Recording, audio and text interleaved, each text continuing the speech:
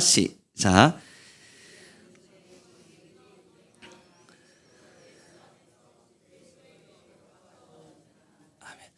여러분, 오늘의 지금 이 본문이 뭘 이야기하냐면요, 십자가, 다시 말해서 예수 그리스도의 십자가의 죽으심으로 말미암아 둘로 나누어져 있던 어떤 이들이 하나로 함께 합쳐졌음을 설명합니다.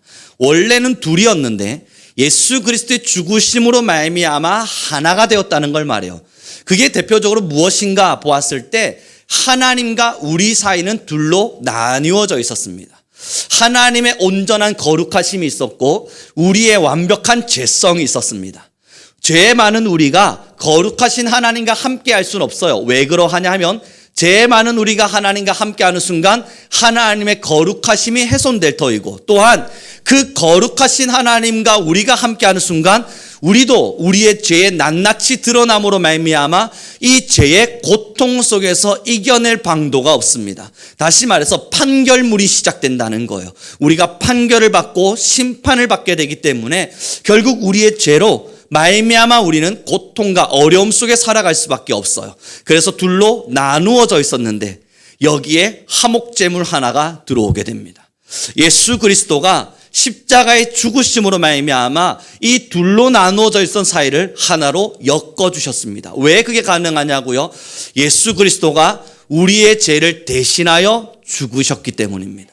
우리의 죄를 없이 하시고 우리의 죄가 없다는 것이 아니라 없게 여겨주셔서 우리가 어떠한 죄가 있다 할지라도 그 죄의 대가를 이미 치루어 주셨다는 걸 말합니다.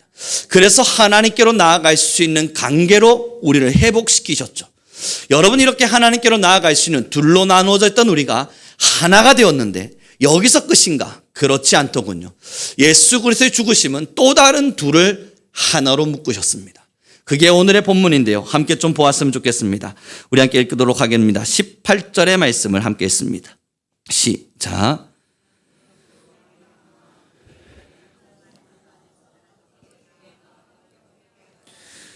우리 둘이라고 되어져 있는 이 둘이 한 성령 안에서 아버지께로 나아가고자 한대요. 이 둘이 도대체 누구냐라고 보았을 땐 16절이 이렇게 기록합니다. 제가 좀 읽어보도록 하겠습니다.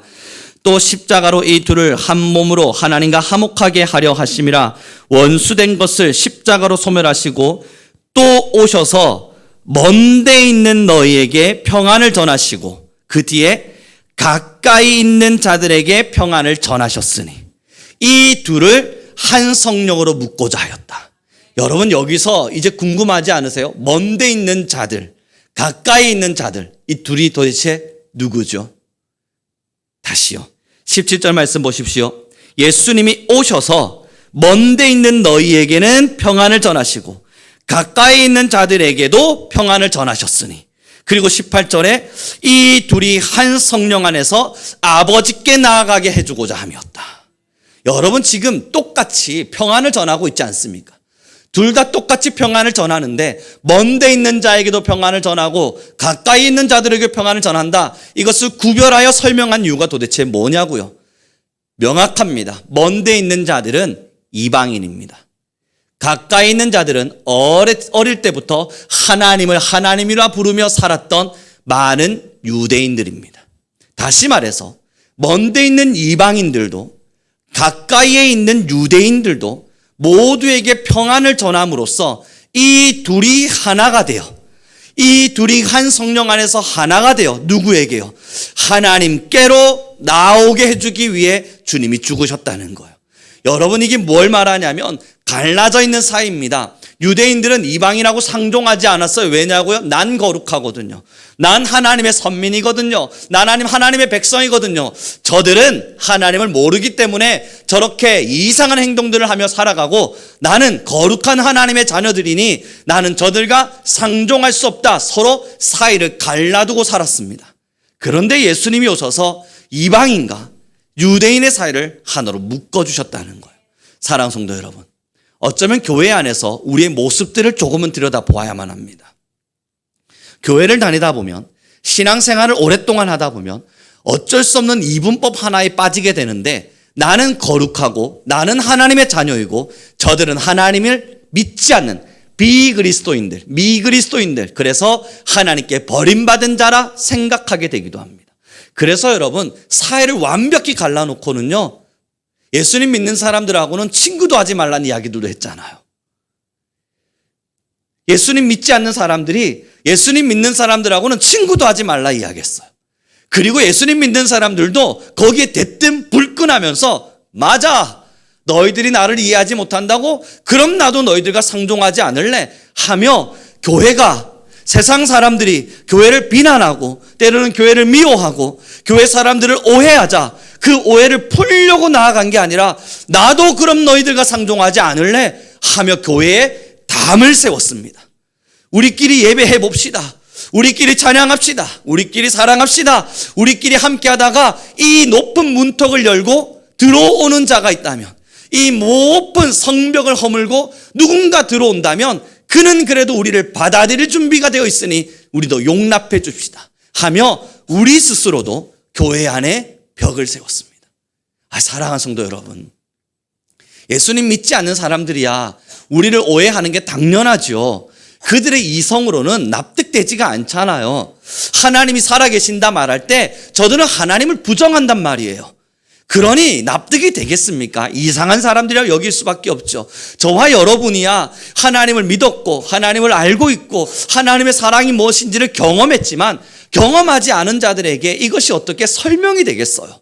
그러니 그들이 이상히 여기는 건 인정할 수 있습니다만, 우리를 돌아보자고요. 우리도 사실 처음에는 예수님 안 믿었지 않습니까? 예수님 믿는 사람들을 이상하게 여겼잖아요. 예수님 믿는다고 교회 간다고, 여러분 예전에 우리 원로 목사님 말씀하셨잖아요. 양산 쓰고 시골 교회에 뚜벅뚜벅 걸어가는 아주머니 한 분 계셨다고, 그분들을 보면서 욕했다고 그랬잖아요. 예수쟁이, 저놈의 예수쟁이들 일도 안 하고 농사이 농번기 때 저 교회 간다고 맨날 저 뭐 하는 짓이냐 욕했다면서요. 우리도 다 경험해 본 바들이잖아요. 왜 욕하셨어요? 이해가 되지 않으니까. 왜 그들을 비난하셨어요? 어쩌면 왜 그들을 오해하셨어요? 난 경험해 본 적이 없으니까. 그런데 특별한 은혜로, 특별한 사랑으로 우리는 예수님을 믿게 되었어요. 그리고 들어왔더니 여전히 예수님을 믿지 않는 사람들이 우리를 오해하네요. 여전히 예수님 믿지 않는 사람들이 나를 비난하기도 하고 때로는 예수님 믿는다는 것으로 나를 이상한 눈으로 쳐다보는 것 같기도 하네요. 여러분, 이건 당연한 거잖아요. 문제가 뭔 줄 아세요? 이젠 교회들이 스스로 벽을 쌓기 시작하는 겁니다. 내가 벽을 쌓고 나도 벽을 쌓고 보여주지 않는 거예요. 내가 예수님 믿는다는 걸 증명하지 않는 거예요. 사회에 나가서 내가 예수님 믿는 사람입니다, 나는 교회 다니는 사람입니다 라고 말하는 순간 내 삶이 얼마나 버거울 줄 아니까요. 그 말 한마디에 무게감과 어깨가 얼마나 짓누려질지 아니까요. 여러분, 제가 간접적으로나마 그걸 경험하며 지금 살고 있지 않습니까? 그래서 여러분들의 마음을 조금은 공감합니다. 저는 목사라는 신분으로 학생들 앞에 서 있어요. 그랬더니 학생들이요, 저를 목사라는 이유로, 하나님의 사랑을 전한다는 이유로 얼마나 여러분 비난의 눈초리를 저를 쳐다보는지 모릅니다. 저는 말하잖아요. 나는 너희들에게 하나님의 사랑을 전하러 왔단다. 나는 너희에게 하나님께서 너희를 얼마나 사랑한지를 알려주려고 그래. 그때마다 저를 이용하려고 들어오는 친구, 눈에 뻔히 보이는 거짓말들을 해가면서 저를 속이려 하는 친구, 때로는 저를 비난하고 손가락질하면서 욕하고 때로는 조롱하는 친구, 여러분 경험들을 많이 하고 있다고요. 그러다 보니 세상 안에서, 직장생활 속에서 난 예수님 믿는 사람입니다 라고 하는 말 한마디로부터 경험해야 되는 어깨의 무게와 마음의 짓눌림이 얼마나 큰 것인지 여러분 조금은 공감할 수 있습니다. 난 예수님 믿는 사람이란 말 한마디에 여러분 친구들이 얼마나 조롱하는지 몰라요. 자기를 한번 변화시켜 보라고 어깨 딱 펴고 조롱의 눈빛으로 저를 쳐다보고 보는 데서 손가락질하면서 얼마나 저를 비난하는지 몰라요. 저는 경험하고 있으니 여러분들의 마음을 압니다. 방법은 하나죠. 성벽을 쌓고 비난하는 친구들은 포기하면 됩니다. 들을 귀 있는 자들만 들으라는 마음으로 듣는 친구들 몇 명에게만 찾아가면 될 문제입니다. 그러나 여러분, 예수님이 오신 목적을 기억하셔야 합니다. 예수님은 하나님과 나 사이만을 회복하기 위해서 오신 것이 아니라 저 사람과 나를 회복하기 위해 오셨습니다. 예수님은 가까이에 있는 나와 먼데 있는 저 사람을 함께 화목하게 하심으로 하나님께 같이 오게 하기 위해 이 땅에 오셔서 우리를 먼저 가까이 있는 자들이 되게 하신 겁니다. 우리 성민교회가요, 오랜 시간부터 선교적 교회라고 하는 이야기들을 늘 선포하며 왔지 않습니까? 그럼에도 아직까지 이 선교적 교회가 뭘 말하는지 명확하지 않을 때 여러분들 모두에게 한마디만을 전달해 보고자 합니다. 선교적 교회가 뭐냐고요? 해외 선교 많이 나가는 건가요? 그렇진 않습니다. 선교적 교회가 뭐죠? 우리가 선교로 죽자 이런 걸 말하는 겁니까? 그런 거 아닙니다. 선교적 교회라는 것의 명확한 정의는 성도들 모두가 세상에 파송받은 선교사임을 인정하는 교회입니다. 모두가 선교사로서의 사명을 감당하며 살아가는 교회입니다. 그러므로 저와 여러분 모두가 우리 성민교회 안에서 함께 신앙하며 선교적 교회를 기도했었다면 여러분 기억하셔야 됩니다. 저도 여러분도 세상 안으로 하나님이 파송하신 선교사입니다. 그 선교사로서의 길을 걸어가야만 하기에 그 선교사들이 어떤 길을 걸었는가를 떠올려 보는 겁니다. 예수님을 믿으라고 자신의 자존심을 굴복시켜가며 찾아갔던 모습, 자신의 자녀의 아픔을 살펴가지 못한 채 누군가에게 예수님을 믿으라 전하기 위해 자신의 가정을 뒤로했던 모습, 그 모든 것이 우리 안에 뼛속 깊이 박혀서 나도 선교사였구나 하는 것을 인정하는 교회가 바로 선교적 교회입니다. 사랑하는 성도 여러분, 이제 우리 성민교회는요, 믿음을 우리 안에서만 가지고 있는 것을 넘어서 보려고요. 제가 이것을 실천해야겠다 결심하게 되는 이유가 학교를 통한 많은 경험들입니다. 해보니까 안 될 줄 알았는데 나가보니까 정말 많은 비난을 듣기는 하는데 수없는 갈등과 수없는 마음의 무너짐을 경험하기도 하는데 그럼에도 영혼은 살아나고 있습니다. 어쩌면 밖으로 나아가 봅시다. 해외 선교와 국내 선교와 어쩌면 이웃 선교에 이제 우리 교회가 해야 될 일들이 뭔지를 고민해 봅시다 라고 하는 순간 어쩌면 여러분 정말 우리의 마음에 또 하나의 업무가 주어진 것만 같고 하다 보면 성도와 성도 간의 갈등이 일어날 것만 같고 어쩌면 나아가다 보면 이치에 맞지 않는 사회적인 사람들의 모습 속에 내 마음이 속상할 것만 같고 이런 거 해서 뭐 하나 마음이 들기도 하고 나 혼자 신앙생활 잘하면 될 것을 왜 굳이 이렇게 어려운 길을 가려 하는가 하는 그런 마음도 우리 안에 찾아올 수도 있지요. 여러분 제가 학교 생활을 해보니까요, 학생들을 마주해 보니까요, 정말 그렇습니다. 한 명을 전도하기 위해서는 1000명의 조롱거리가 되어야 합니다. 한 명의 사람들에게 복음이 전해져서 그에게 교회 가자, 그가 예수님 믿게 되기 위해서는 1000명의 사람들로부터 비난을 받아야 되기도 합니다. 그래서 여러분 그래도 직업이 교수지 않습니까? 모른 척하면 그만이에요. 그들이 저한테 뭘 할 건데요? 어떤 것도 할 수 없죠. 그런데 짓밟히는 자존심, 때로는 무시하는 눈빛들 모른 척 해가며 방긋방긋 웃어주며 괜찮아 난 너희들이 기댈 만한 어른이 없어서 그랬구나. 내가 너희에게 기댈 어른이 되어주마. 답을 내리는 어른 말고 그냥 와서 기댈 수 있는 어른이 되어주마. 밀어내는데도 다가가고 밀어내는데도 다가가고 밀어내는데도 다가가다 보니까 1000명으로부터 욕을 먹고 한 명의 영혼이 구원받음을 봅니다. 아, 이거구나. 결국 교회는 한 영혼을 위해, 그 한 영혼을 살리기 위해 수많은 사람들로부터 어쩌면 비난받을 길을 선택해야 되기도 하는구나. 오늘 그리고 이 설교를 준비하며 하나님, 오늘의 이 설교가 우리 성도님들의 마음에 깊이 잘 새겨지게 도와주십시오. 막 기도하는데요. 여러분 제가 원래 예배 전에는 핸드폰을 잘 보지 않습니다. 어떠한 것을 정리하고 제가 정리한 요약본들을 다시 확인하고 또 기도해야 될 내용들의 기도 제목들이 갑자기 생각나지 않을 땐 핸드폰을 보면서 기도 제목들을 살피고 제가 정리했던 것들을 다시 한 번 더 살펴보는 역할을 하긴 하지만 웬만하면 보진 않습니다. 근데 오늘따라 핸드폰을 보고 싶은 거예요. 뭔가 있을 것만 같은 거예요. 10시 24분 핸드폰을 열었습니다. 머릿속에 정리할 것 없었어요. 다 정리돼 있었고 기도 제목도 다 떠올랐어요. 근데 핸드폰을 딱 열었는데 한 여학생에게 문자가 왔어요. 카톡이죠. 눈만 요만큼만 빼고 꼼이 나와가지고 사진을 찍었더라고요. 눈만 나와서 말입니다. 이 무슨 사진, 이런 사진을 찍어 보내놨어? 하고 열었더니 그 뒤에 저 멀리 보이는 간판이 보였습니다. 교회 앞에 서 있더군요.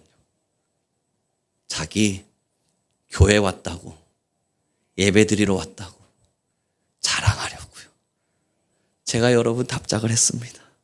야, 오늘의 나의 예배가, 오늘 내가 함께 하나님 앞에 드릴 예배가 가장 은혜로운 예배가 될 것만 같다.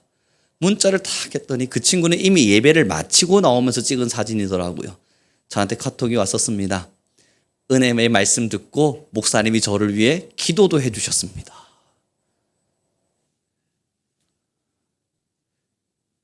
그거였어요. 결국 그 한 영혼이 살리기 위해 이 시간을 걸어야 했나 봐요. 때론 그만둘까 생각도 했거든요. 예전에도 여러분 말씀드린 것처럼요, 기독교 학부로 돌아가서 신학생들에게 그냥 신학 가르치면 얼마나 편안합니까? 신학생들은 듣지 말라 그래도 들을 준비가 되어 있고요. 안 듣는 친구들은 내팽개 쳐도 돼요. 그래서 처음에 이러한 사역 앞에 서라 말할 때 1년 하고 여러분 설교 들으셔야 알잖아요. 저 그만두고 싶다고, 이제 그만하려고 그런다고. 2년 때 될 쯤 돼서 여러분 그럼에도 제 머릿속에는 아직 갈등이 있다고, 이걸 여전히 해야 되는지 여전히 모르겠다고, 그때마다 주변에서 그냥 학부로 돌아가, 그냥 기독교 학부해도 되지 않아? 라고 말할 때 그럴까? 하는 마음의 갈등이 얼마나 심했는지 왜냐고요? 힘들었거든요. 매일매일 지쳐갔고요. 학교 마치고 집으로 돌아오면 정말 이걸 내일 또 해야 돼 라는 생각도 들었다고요. 그러다 하나님이 주신 소명이라고 붙잡고 여러분들한테 선포했었습니다. 전 이제 돌아갈 생각하지 않고 여기 있겠습니다. 기억들 하십니까? 그때부터요, 괜한 선포를 해가지고 아마 마음에서는 돌아가자 우룡아, 돌아가라 우룡아, 수없는 외침들이 일어나도 약속을 한 게 있어서 하나님, 괜한 약속을 제가 했습니다. 참여감이 여기까지 왔는데요, 한 영혼 결실을 마주합니다. 사랑하는 성도 여러분, 우리의 신앙, 저는 여러분들의 신앙을 의심하지 않습니다. 하나님도 여러분들의 믿음을 의심하지는 않으실 겁니다. 우리는 지금까지 오랜 신앙의 끝을 참 열심히 힘을 다해 살아내었기에 우리는 그래도 수고로운 신앙을 하고 있다 말할 수도 있습니다. 그건 하나님과 나 사이의 화목함이 이루어진 거죠. 이젠 두 번째가 필요하지 않겠습니까? 이웃과 내가 화목해야죠. 나와 사람이 화목해야죠. 나를 통해, 가까이에 있는 나를 통해 저 멀리 있는 누군가가 하나님을 마주하러 올 수 있어야죠. 그래서 여러분, 이제 우리 모든 교회 다니는 사람들이 가져야 될 첫 번째 고집을 꺾어야 합니다. 내가 거룩하다 생각하는 고집 말이에요. 나는 거룩하다 생각되는 마음 말이에요. 나는 하나님으로부터 특별한 일을 하고 있는데, 아니 저 사람들은 왜 저렇게 하나님 앞에서 경솔한 행동들을 하는가 라고 생각하는 그 고집을 내려두어야만 합니다. 두 번째, 여러분, 어쩌면 하나님이 진짜 찾으시는 사람은 여러분이 아니라 저 사람들일 줄도 모릅니다. 하나님이 정말로 찾으시는 사람은 우리가 아니라 저들일 줄도 모릅니다. 여전히 힘겹고 어렵게 살아가는 사람들에게 평안을 전하기 위해서요, 멀리 있는 자들에게 평안을 전하기 위해서요, 집 나간 자녀가 집으로 돌아오게 해주기 위해서요.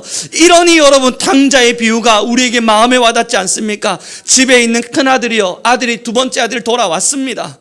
두 번째 아들이 안 돌아오길 바랬던 건지 뭐 때문인지 몰라도 집 나갔던 둘째 아들이 집으로 뚜벅뚜벅 돌아오고 있었습니다.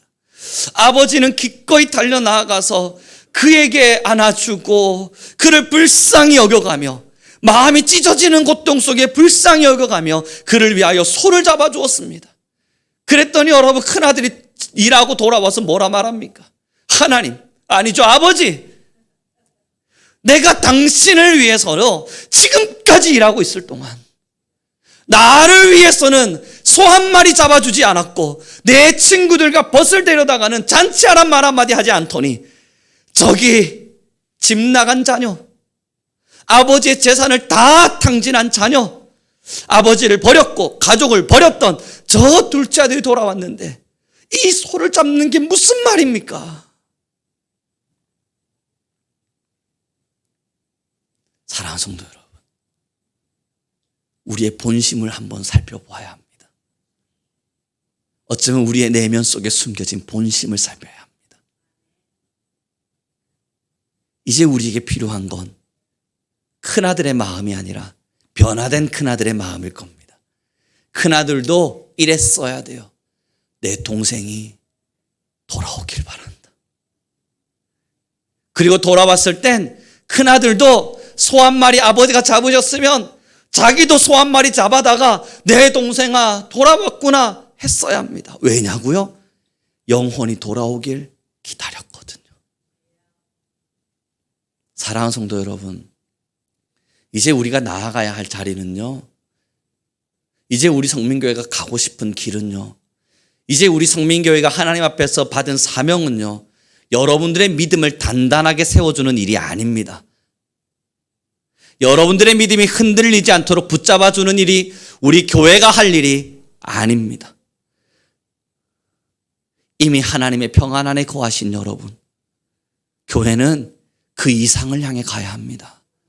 안에 있는 성도들의 마음이 힘들다 하여 그걸 위로하느라 시간을 보내고, 안에 있는 성도들의 믿음이 흔들린다 하여 그 믿음을 붙잡아 주는데 시간을 보내고, 여러분 그것은 저는 여러분들에게 우리 예배를 통해서 아니면 하나님께 여러분들이 드리는 기도를 통해서, 나아가 기도지기들의 기도를 통해서, 아니면 지금까지 여러분들이 만났던 하나님의 경험을 통해서 에베네셀의 하나님께 무릎을 꿇고 주님께 나오면 여러분은 이미 집안에 계시기에 그 모든 일들을 넉넉히 이겨내실 수 있으리라 믿어요. 우리의 모든 방향이 바뀌어야 돼요. 교회의 방향과 신앙의 성도의 색깔이 바뀌어야 돼요. 내 믿음 흔들리니 나 붙잡아 주세요. 나 믿음 어려우니 나를 위해 기도해 주세요. 여러분, 교회는 그 신앙의 수준을 넘어서야 합니다. 이제는 이미 나간 사람들, 이미 아버지를 떠나버린 사람들, 아니면 이미 하나님의 평안과 사랑을 모르는 많은 사람들, 그들에게 저와 여러분이 선교사가 돼서 나아가야 하는 겁니다.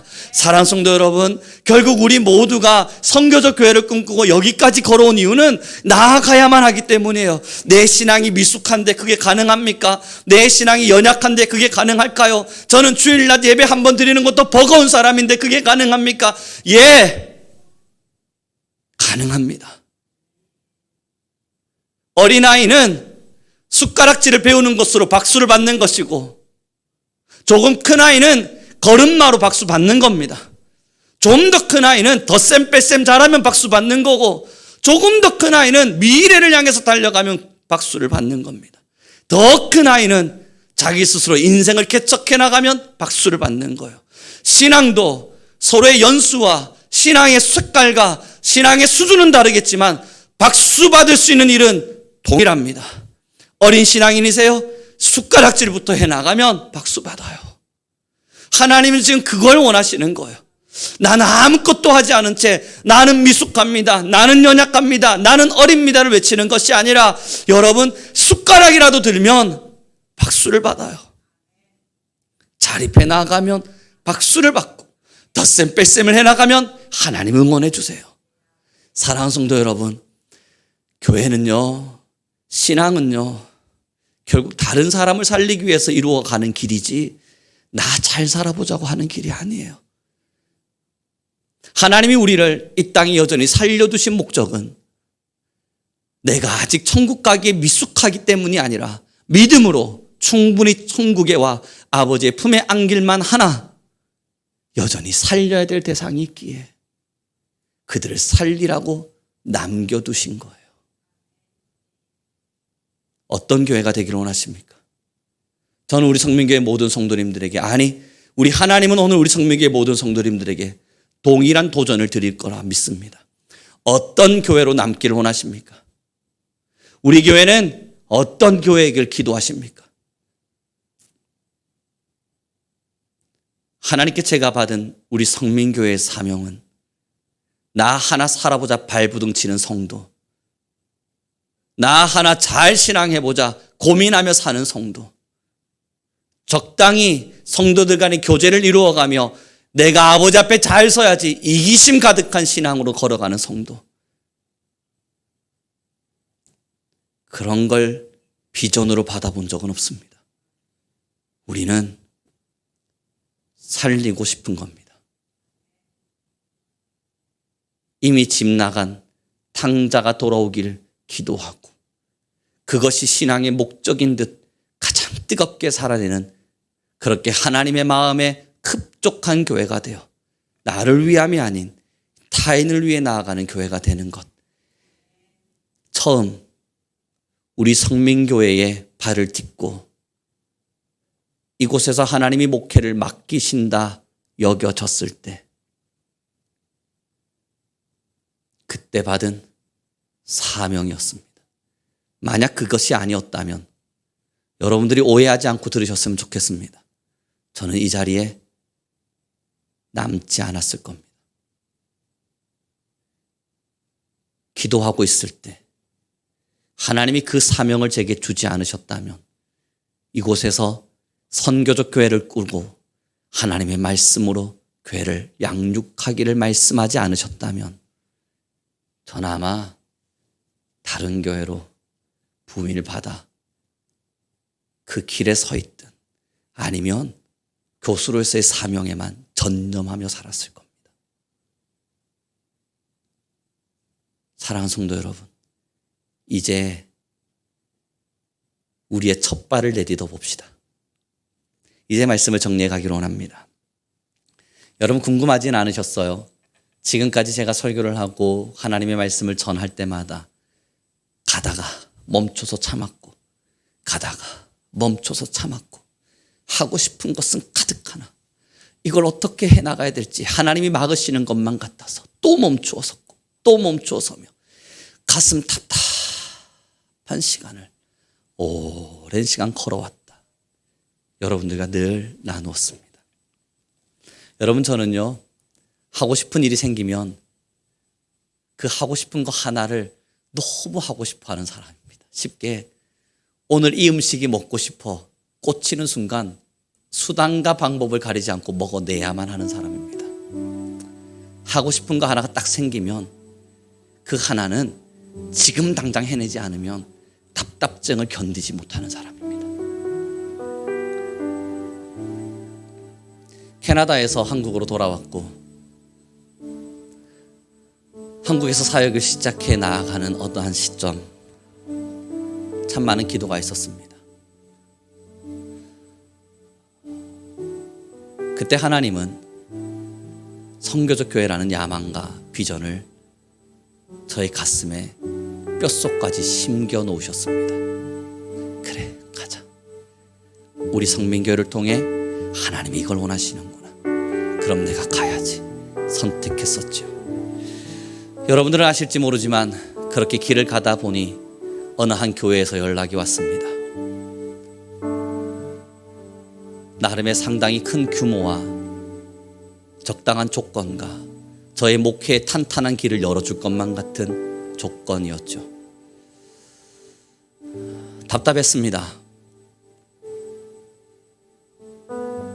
하고자 하는 일, 하고 싶은 일, 하나님이 주신 소명은 너무나 뚜렷한데 이걸 어디서부터 어떻게 풀어나가야 될지 저로서는 답을 내릴 수 없었기에, 아, 내가 잘못 받은 사명이었나 보다 마음먹으며 그때 유혹과 같이 어느 한 교회가 제게 청빙의 이력서를 넣으라 말할 때 저는 갈등했습니다.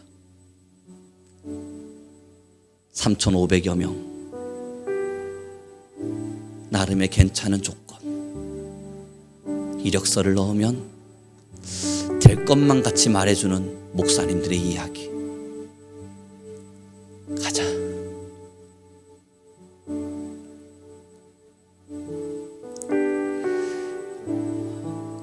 그런데 기도하다가 이력서 넣기를 다시 포기했었습니다. 저희 원로 목사님에게 잠시 찾아갔었죠. 그리고 이 문 앞에서 이야기했었습니다. 목사님, 저 사실 이력서 넣으라고 어디서 왔는데 이거 좀 그래도 괜찮은 일 같은데 제가 가면 어떻겠습니까? 왜냐하면 풀어낼 방법을 모르겠고 풀어낼 힘이 제게는 없다고 느꼈기 때문입니다. 그때 원로 목사님이 네 마음인데 기도해보고 선택하는데 잘 기도해보고 그냥 이야기해주라 말씀하셔서 그때 전 저녁을 금식했었습니다. 기도하고 기도하는데 우리 성민교회가 좋았습니다. 내가 풀어내지 못하는 건 내 영역의 부족이지 하나님의 부족은 아닐 것이며 이것을 어떻게 해결해야 될지 모르는 건 나의 기도의 부족이지 우리 성도들의 부족은 아닐 것이다. 그러며 가슴을 짓눌러가며 참았습니다. 사랑하는 성도 여러분, 한 걸음 한 걸음 전 굉장히 조심히 목회의 길을 걷고 있습니다. 답답함도 억눌림도 꾸역꾸역 참아가며 정말 조심조심 걸어갑니다.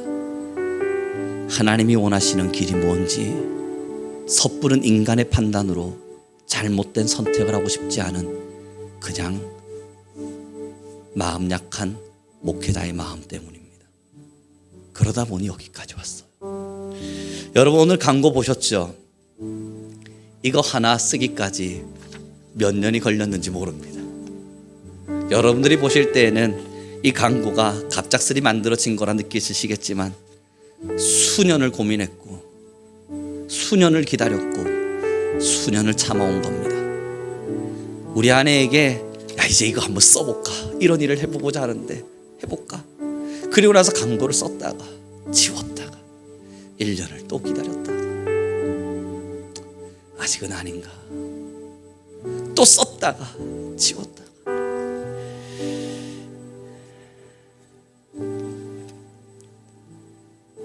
기억해 주십시오.